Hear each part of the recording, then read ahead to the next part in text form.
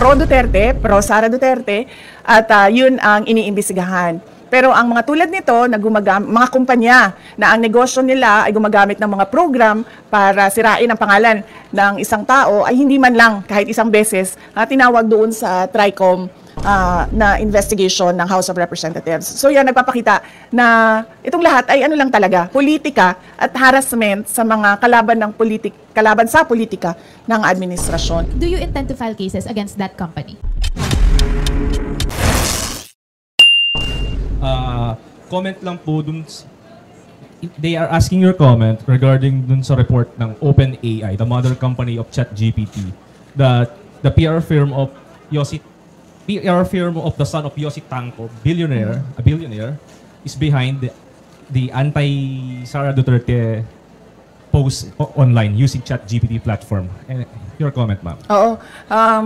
Actually, hindi lang yung kay Tanco, no, ang kumpanya na nagpapatakbo ng programs na anti-Sara Duterte online, anti-Duterte online, no. Meron pang mga ibang kumpanya na alam namin na ganun yung ginagawa nila at alam din namin na bayad sila. Kaya ako nagsasabi lagi, no, na yung ginagawa sa akin ay threats, harassments, and intended to disqualify me from the 2028 presidential elections. Kasi tulad niyan, tingnan nyo, noon may TRICOM ba ang tawag noon? Tawag nung hearing, Quadcom, tapos may TRICOM for fake news and for fake news, yes. May TRICOM na for fake news. Pero kung makikita nyo, ang mga tinawag nila doon ay mga lehitimong owners ng Facebook account using their freedom of speech and expression. Mga lehitimong social media personalities na nagbibigay ng kanilang opinion na hindi naman bawal sa batas, pero nakakalungkot kasi yung kanilang opinion pro-Duterte, pro-Sara Duterte, at yun ang iniimbestigahan. Pero ang mga tulad nito, na mga kumpanya na ang negosyo nila ay gumagamit ng mga program para sirain ang pangalan ng isang tao, ay hindi man lang kahit isang beses tinawag doon sa TRICOM na investigation ng House of Representatives. So yan, nagpapakita na itong lahat ay ano lang talaga, politika at harassment sa mga kalaban sa politika ng administrasyon. Hindi na yan ang galing sa amin, sir, ha? Hindi na kami nagsasalita kung anong mga panggigipit ang ginagawa sa amin. Tumatahimik na lang kami. Yung mga kaalyado namin, tumatahimik na lang. Yan talaga, tulad nung pag-amin ng mga congressman na may natanggap silang pera, kapalit ang signature, yung nilabas ng OpenAI na isang kumpanya na involved sa paninirang puri ng mga tao ay hindi galing sa amin, galing na sa universe.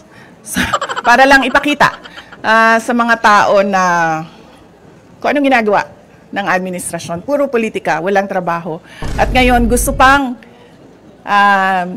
i-blame, no, sa akin ang bagsak na ekonomiya ng Pilipinas. Any follow-up there? Cut. Do you intend to file cases against that company? Hindi na, ma'am. Sobrang napahiya na siya doon nung nilabas yon ng AI.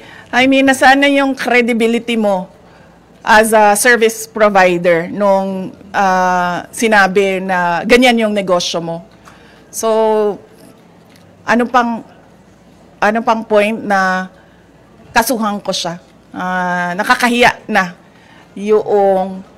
napahiya na siya doon sa nangyari. At nakita ng buong mundo yung kahihiyan na ginawa niya.